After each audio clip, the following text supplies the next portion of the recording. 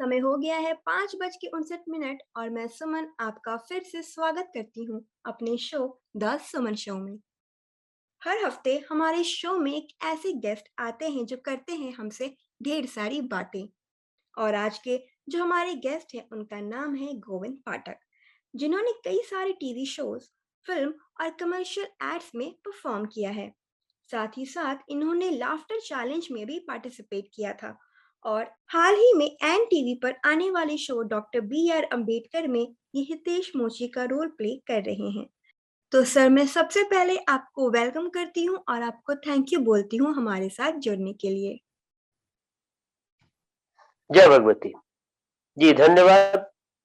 आप अपने चैनल पे मुझे आमंत्रित की उसके लिए। और तो आप मुझे अगर कुछ प्रश्न है तो आप मुझे करें, मैं बताऊंगा। थोड़ा सा आप अपनी जर्नी के बारे में बताइए कि आपने कैसे इसकी शुरुआत की और अब तक का सफर। अ, जब मैं स्कूल में पढ़ता था तो उस पढ़ने के क्रम में ही मेरे एक हिंदी के शिक्षक उस समय थे, अभी भी हैं, श्री हरेंद्र प्रसाद सिंह हरींद्र। वो हम लोगों को स्कूल में बस ऐसे ही एक नाटक बोले करते हैं शिक्षक दिवस पे। तो नाटक किया, मुझे अच्छा लगा नाटक करना। मुझे अच्छा लगा और उस नाटक करने के बाद मेरी अभिरुचि नाटक के प्रति हो गई।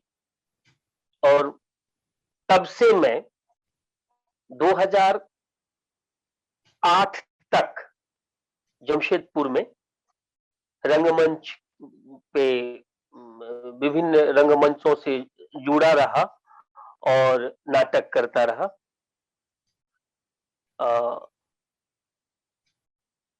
और 2005 में मेरी मुलाकात मैथिली गायिका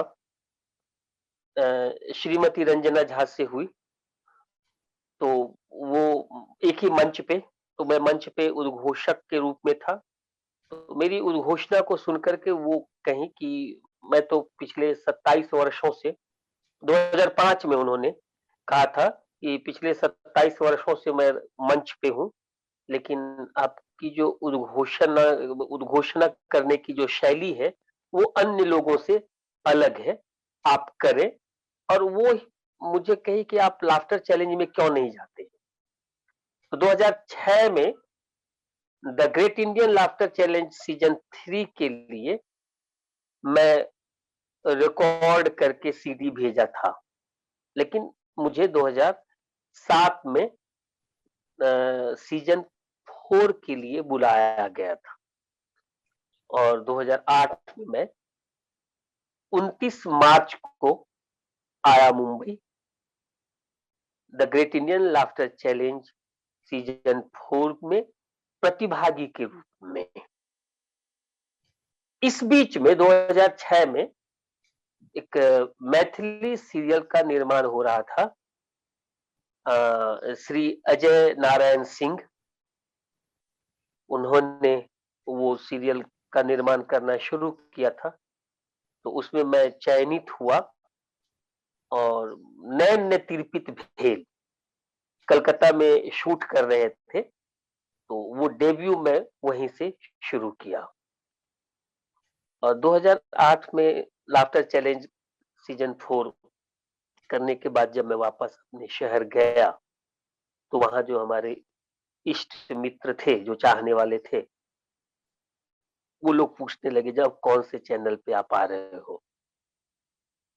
जहां भी जाता था बस एक ही प्रश्न होता था कि अब दूसरा चैनल कौन सा। तो मुझे लगा कि यहाँ के लोगों को अब तो मुझे मुंबई की तरफ रुख करना चाहिए। और 13 अगस्त 2008 को मैं मुंबई आया, अपने आप को एक कलाकार के रूप में स्थापित करने के लिए।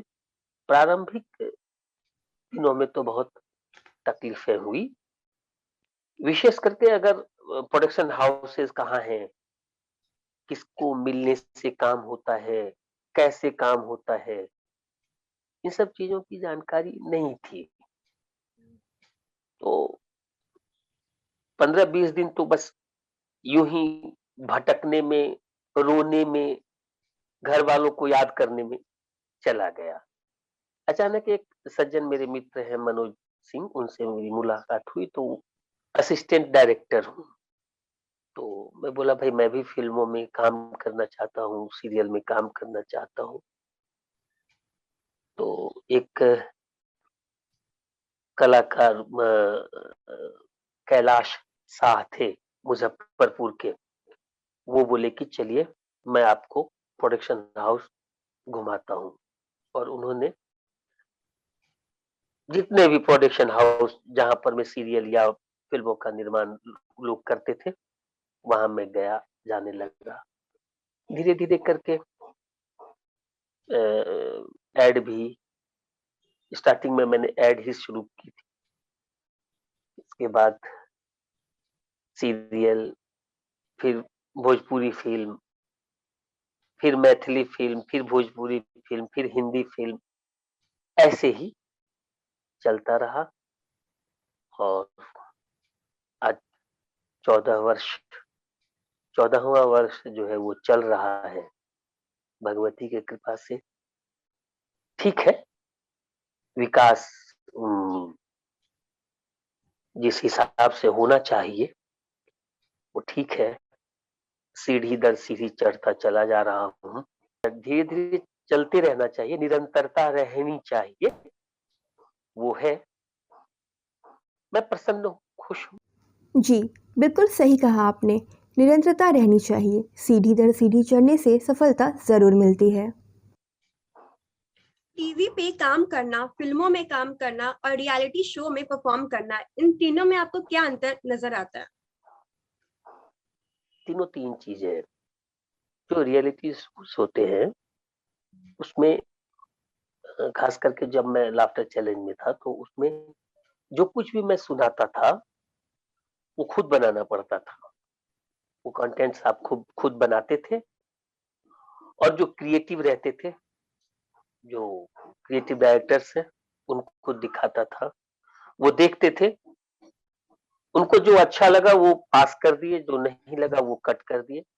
लेकिन आप रात से लेकर के या दिन भर में आपने 50 कंटेंट बनाए और ले गए और सुबह में गए तो आपका 50 कट गया।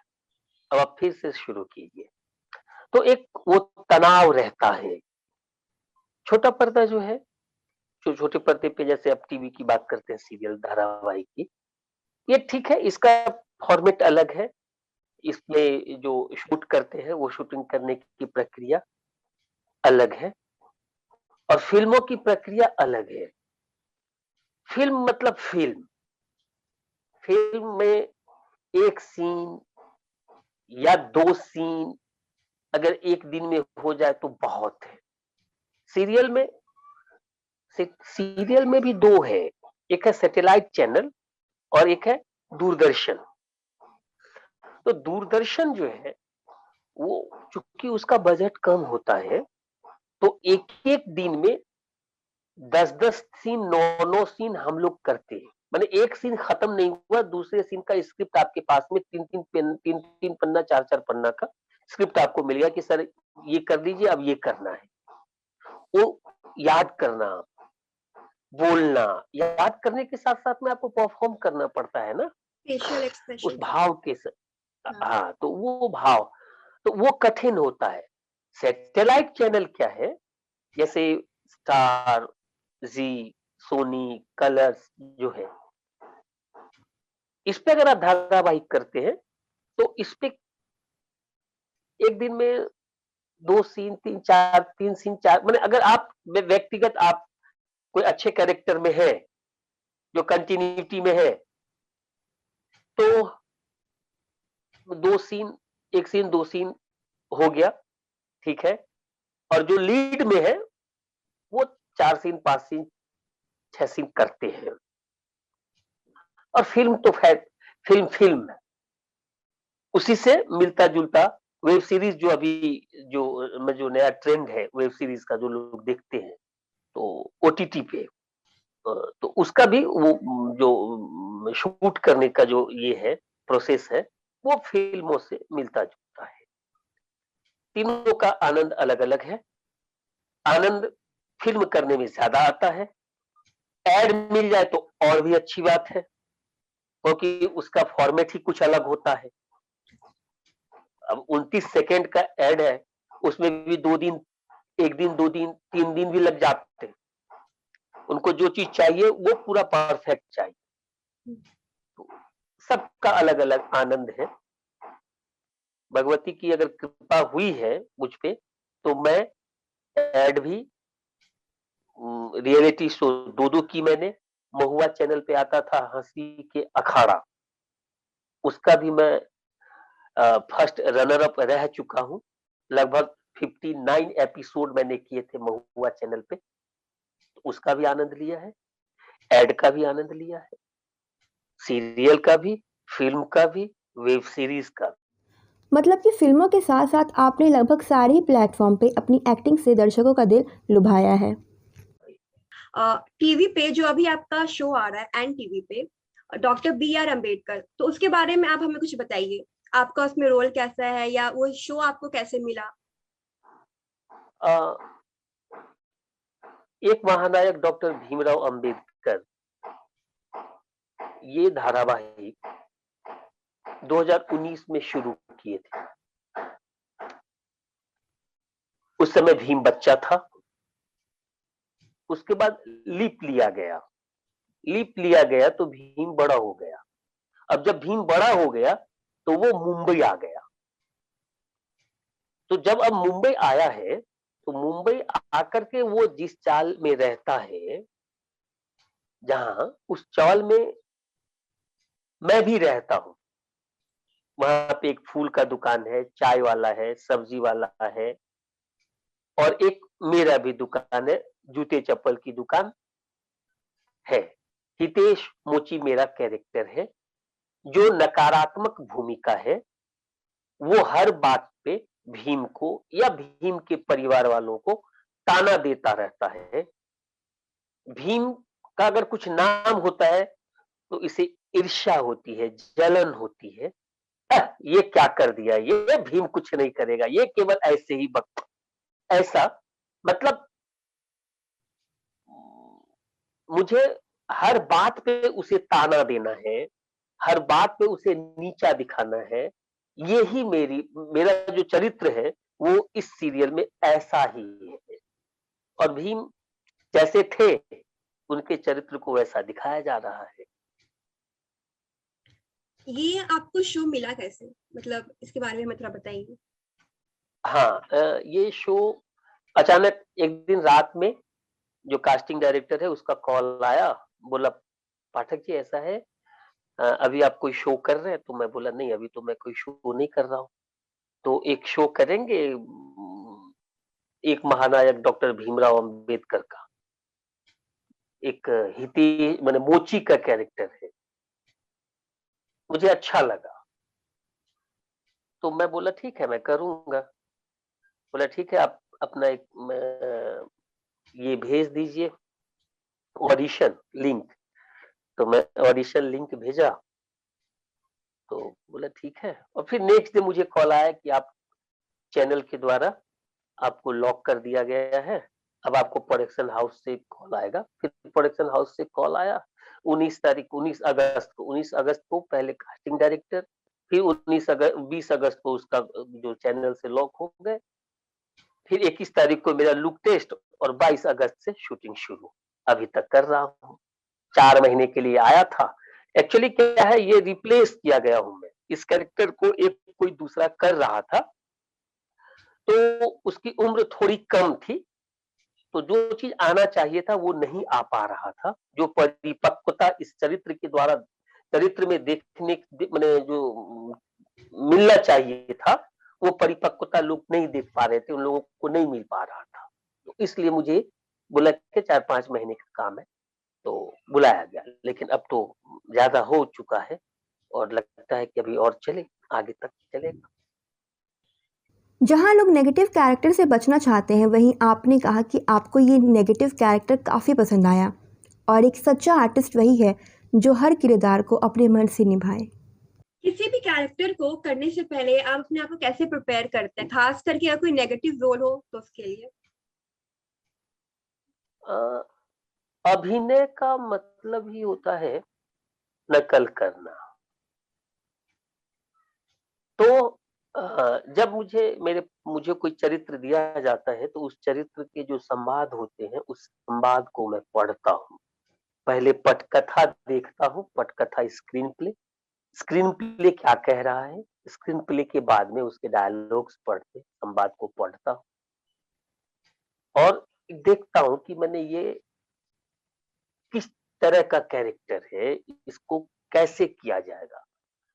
तो आप जहाँ से आते हैं, आप मैंने बचपन बिताए हो या जवानी बिताए हो जहाँ भी, जिस परिवेश में, जिस समाज में, तो उस टाइप का कैरेक्टर आपको हर समाज में मिल जाएगा। अगर सज्जन है तो सज्जन मिल जाएगा, दुर्जन है तो दुर्जन मिल जाएगा, चुगलखोर है तो चुगलखोर मिल जाएगा।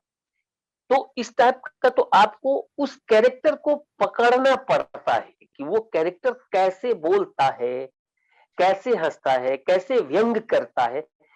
लाइन बोल लेने से कोई कलाकार नहीं होता है। लाइन बोलने के साथ-साथ आपका जो बॉडी लैंग्वेज है, आपकी शारीरिक भाषा, हाँ, आपके चेहरे पर में वो भाव और फिर वो आपका वो संवाद अदायगी, जब ये तीनों एक रंग, एक रूपता जब हो जाता है, तो एक बढ़िया कलाकार कहलाता है। तो वो सब चीज को देख करके, क्योंकि ऑब्जर्वेशन है, हम देखते रहते हैं समाज में उस तरह के कैरेक्टर को और हम अपने आप को भूल करके उस कैरेक्टर को अपने शरीर में उस कैरेक्टर में हम घुस जाते हैं और उसको हम प्ले करते हैं, उसको हम अभिनय करते हैं उसका। अपने आसपास के लोगों को देखना, उनसे सीखना ये बताता है कि इंडस्ट्री में इतने दिनों का एक्सपीरियंस होने के बाद भी आप आज भी ज़मीन से जुड़े हैं। जी, तो इस सीरियल के अलावा आपने और कौन-कौन से सीरियल्स में और फ़िल्म में और कमर्शियल एड में परफ़ॉर्म किया है? इस सीरियल के अलावा बहुत सीरियल जैसे अभी सोनी पे आ रहा था मेरे डैड की दुल्हन, श्वेता उसके तिवारी। पहले स्टार भारत, हाँ, श्वेता तिवारी और वरुण बडोला। उसके पहले स्टार भारत पे अखिलेंद्र मिश्रा जी के साथ में प्यार के पापड़, अच्छा। और फिर डीडी किसान पे था किसके रोके रुका है सवेरा। हुँ। फिर डीडी पे ही था राशि वीला। उसके बाद क्राइम पेट्रोल, सावधान इंडिया, तुझसे नाराज नहीं जिंदगी, लेडीज स्पेशल, कोड रेड, बहुत सीरियल, मतलब अ, दर्जनों कह सकते हैं। हाँ, हिंदी छोड़ के आपने और कौन-कौन से लैंग्वेजेस में काम किया? हिंदी हिंदी को छोड़ के हिंदी, मैथिली और भोजपुरी, ये 3 अच्छा। भाषाओं में, इन 3 भाषाओं की फ़िल्मों में मैंने काम की है। अ, हिंदी में बहुत सारी फ़िल्में, शक्ल पे मत जा, रघुवीर यादव, सौरभ शुक्ला जी के साथ, आई मी और मैं, जॉन अब्राहम के साथ, अ, हीरोपंती में टाइगर श्रॉफ, प्रकाश राज, किल दिल रणवीर सिंह, अली जफर, गुड्डू की गन में कुणाल खेमू, हिचकी में Rani Mukherjee, Murari the mad gentle में असरानी जी, शूटर में सुनील शेट्टी और रणदीप सिंह हुड्डा, मैंने बहुत सारी फिल्में भी बहुत की हैं। और मैथिली में एक फ़िल्म किया मैथिली में 3 फ़िल्में की है मैंने, लेकिन एक फ़िल्म जिसको राष्ट्रीय पुरस्कार मिला था, मिथिला मखान। हाँ। हाँ, उसमें मैं जो हमारे नायक हैं, हीरो हैं, क्रांति प्रकाश जी, उनके मामा का कैरेक्टर किया था मैंने। और उम, एड भी बहुत एमआरएफ टायर का किया है। उसके बाद डीएचएफएल हाउसिंग लोन है उसका किया है, जन सेवा केंद्र का किया है और केबीसी का प्रोमो किया है, मास्टर शेफ का प्रोमो किया है, वो भी बहुत है। मतलब कि अनगिनत अनगिनत। आसमान में उड़ने के बावजूद ज़मीन से जुड़े रहना आज की डेट में ये आसान बात बिल्कुल नहीं है। तो जो लोग एक्टिंग करना चाहते हैं तो उनको आप क्या टिप्स देंगे? कुछ ऐसी गलतियां जो आपने की हो अपने एक्टिंग के टाइम पे, अपने स्ट्रगलिंग के टाइम पे, और आप बताना चाहते हो दूसरे लोगों को कि आप ये गलती ना करें, सो दैट उनको एक हेल्प मिल जाए। सबसे पहले अगर कोई आदमी चाहता है कि हम फ़िल्म में या धारावाहिक में काम करें, तो पहले तैयारी कर लें, पूरी तरह से तैयार हो जाएँ और तैयारी का मतलब है कि अगर आपके अगल-बगल में थिएटर हो रहा थिएटर है, नाट्य संस्था है, तो नाट्य संस्था में आप जाएँ और वहाँ पर नाटक करें। जो अभिनय का जो गूढ़ रहस्य है, उसको सीखें और सीखने के बाद ही यहाँ पर में आएँ। यहाँ आकर के न सीखें, उसमें आपका समय और धन दोनों नष्ट होता है और आप हतोत्साहित भी होते हैं। अगर आपको सही से काम नहीं मिलता है तो आप हतोत्साहित होते हैं। तो आप सब मतलब पूर्ण तैयार होकर के ही यहाँ आए और आप जब समझ लें कि हाँ, अब मैं तैयार हूँ, अब मैं कर सकता हूँ, तो ही आएँ। यहाँ पर हर उम्र के लोगों के लिए, खास करके जो नवयुवक हैं, 18 से लेकर के 30 साल, ये जो है इसमें बहुत भीड़ है, बहुत भीड़ है। मतलब क्या है ना, कुछ नहीं, जो कुछ नहीं कर सकता चलो एक्टिंग कर लेते हैं। अब घर में बैठा हुआ है, थोड़ा सा बाल उल ठीक से बना लिया, वो पाउडर वाउडर लगा करके बाहर निकला, अरे तुम तो शाहरुख खान दिख रहे हो। अच्छा शाहरुख खान, हाँ तुम तो शाहरुख खान दिख रहे हो, क्या बात है, बॉडी शॉडी तो बड़ा गजब का है। बस कुछ नहीं, दूसरा दिन उठाया बैग और चल दिया मुंबई। नहीं होता है ऐसे। आप तैयार होकर के आइए, बहुत संघर्ष है और बहुत लोगों की मतलब बहुत भीड़ है भाई, बहुत भीड़ है। और अभी तो काम मिलना और भी कठिन है अभी, क्योंकि अब तो प्रोडक्शन हाउस में ऑडिशन होते नहीं। जी। कोरोना काल से प्रोडक्शन हाउस में ऑडिशन नहीं होते, ओपन ऑडिशन है नहीं। तो काम किसको मिल रहा है? काम 2-3 तरह से मिल रहा है अभी। या तो जो बहुत पुराने हैं, जिनको लोग जानते हैं, उनको बुलाते हैं, या फिर कोऑर्डिनेटर कोऑर्डिनेटर के थ्रू जाइए। तो कोऑर्डिनेटर के थ्रू जाएंगे आप, तो अगर आप 1,000 रुपया पेमेंट मिलना है तो 250 रुपया उसको दे दीजिए, 25%, 750 आपको मिलेगा। और कोऑर्डिनेटर के थ्रू जाएंगे तो कोऑर्डिनेटर के थ्रू आपको काम लंबा नहीं मिलेगा, बढ़िया काम नहीं मिलेगा, 1 डे 2 डे का काम मिलेगा, छोटा काम मिलेगा, उसका बजट भी कम होगा।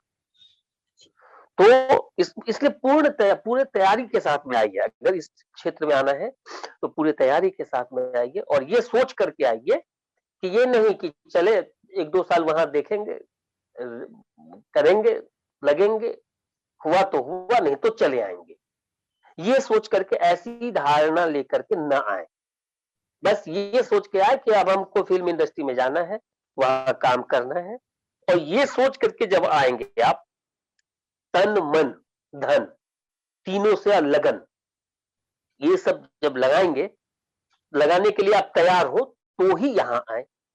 नहीं तो समय बर्बाद करने के लिए न आए। बिल्कुल सही कहा आपने। बिना तैयारी किए आना कहीं ना कहीं ये उनके लिए ही चुनौतियों भरा होगा।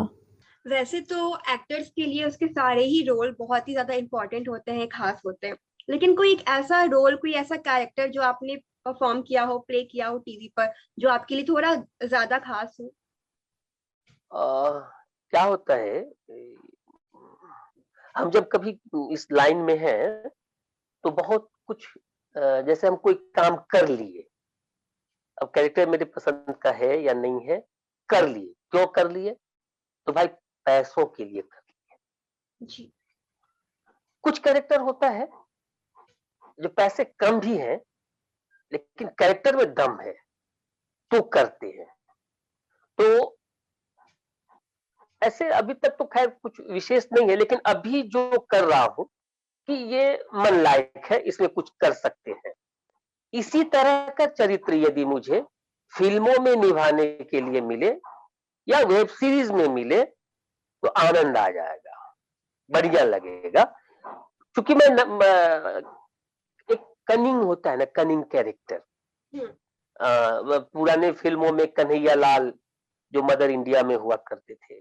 जी। जीवन कह लीजिए, जीवन तो काइया टाइप का जो कैरेक्टर माने नकारात्मकता को लेते हुए माने वो नेगेटिव भी है और हंसी भी आए, दोनों का सम्मिश्रण रहे, उस तरह का अगर चरित्र करने को मिले तो अच्छा है। और अभी जो कर रहा हूँ ये ठीक है, बढ़िया है, चल। अपने आसपास के लोगों को देखना, उनसे सीखना ये बताता है कि इंडस्ट्री में इतने दिनों का एक्सपीरियंस होने के बाद भी आप आज भी ज़मीन से जुड़े हैं। तो आने वाला कोई ऐसा शो जो अभी आपका आने वाला है, कोई ऐसा आने वाला प्रोग्राम जो हम लोग देख पाएँ इन फ्यूचर? कोई अभी वेब 2 फ़िल्में हैं, एक है पाताल पानी और जी, दूसरा है कुतुब मीनार।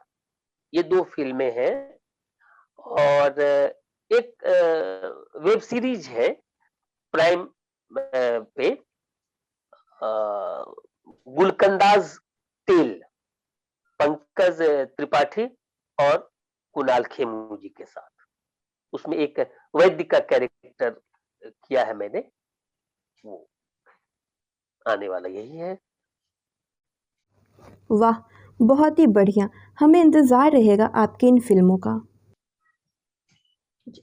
तो कोई कॉमेडी सीन या कोई एक ऐसा एक्टिंग जो अभी आप हम लोग के लिए परफॉर्म कर सके, दर्शकों के लिए जो देख रहे हैं? एक भी कॉमेडी हो या नेगेटिव कैरेक्टर भी हो, कुछ भी, हुँ, नेगेटिव कॉमेडी जो भी आपका फ़ेवरेट हो?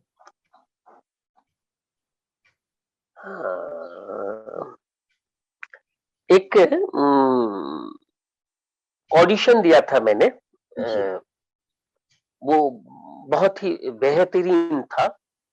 वो कुछ ऐसे था कि एक गाँव का दलाल है जो ह्यूमन ट्रैफिकिंग लड़कियों का दलाली करता है, तो वो किसी के लड़की को अपने यहाँ पकड़ के रखा हुआ है और उसके बाप को पता चल जाता है तो वो इसके ऊपर में आरोप लगाता है कि तुम मतलब मेरी बेटी को अगवा कर लिए हो, ये वो लंफन। तो ये बड़ा ढंग से बोलता है, जो गलती तुम्हारी नहीं है ननकू, क्या करोगे? ससुरी ये दुनिया जस देना नहीं जानती है। हैं? तुमको क्या लगता है कि दर-दर घूमने वाला फूलमतिया का बाप उसकी शादी करा देगा ऐसे घर में? ना, उसका भी सेटलमेंट हम ही कराए थे। विश्वास नहीं तो पूछ लो उसके बाप से, गोबर थी, आज गुणवंती हो गई है फूलमतिया। प्रियंका चोपड़ा के तरह चलती है हाथ में मोबाइल लेके। और तुम्हारी बिटिया तो बहुत सुंदर है। हम उसकी शादी ऐसे घर में कराएंगे कि सनीमा की हीरोइन फेल हो जाएगी, ससुरी सही कह रहे हैं। अरे तुम्हारी बेटी स्वर्ग का सुख करेगी, स्वर्ग ऊपर से इतना माल दे देगा जितना तुमको गिनने नहीं आता है। पता है कितना? पूरा 75,000। अरे ऐसा चांस बार बार नहीं मिलता है। अरे 1 लाख में बस 25,000 कम, जिसमें से 65,000 तुम्हारा और 10,000 हमारा कमीशन। अब बाकी तुम रख लो, जिंदगी साला सही कटते चला जाएगा, हाँ? ये था। तो उम्मीद करती हूँ कि आपको अच्छा लगा होगा हमसे बात करना। हाँ, बहुत अच्छा लगा और ये मैं अपने आप को सौभाग्यशाली समझता हूँ और आगे भी मौका देते रहेंगी। बहुत अच्छा लगा और आपकी उज्जवल भविष्य की मैं कामना करता हूँ। आप इसी तरह मैं तो कुछ नहीं हूँ, जो हमारे इंडस्ट्री के स्टार हैं, आप उनका इंटरव्यू लें, आप वहाँ तक पहुँचे। मैं भगवती से यही प्रार्थना करता हूँ और कहूँगा कि आप उस जगह को प्राप्त करें, उस जगह पर जाएँ। जी, धन्यवाद। थैंक यू सो मच हमारे साथ जुड़ने के लिए और हमें समय देने के लिए। जी, स्वागत है आपका। जय भगवती। तो ये थे एक्टर गोविंद पाठक, जिन्होंने टेलीविजन और फिल्म इंडस्ट्री की पर्सनल एक्सपीरियंस हमारे साथ शेयर की। तो 96.2 रेडियो आरका को ट्यून इन करने के लिए धन्यवाद। फिलहाल लेते हैं ब्रेक और तब तक के लिए आप सुनते रहिए रेडियो आरका।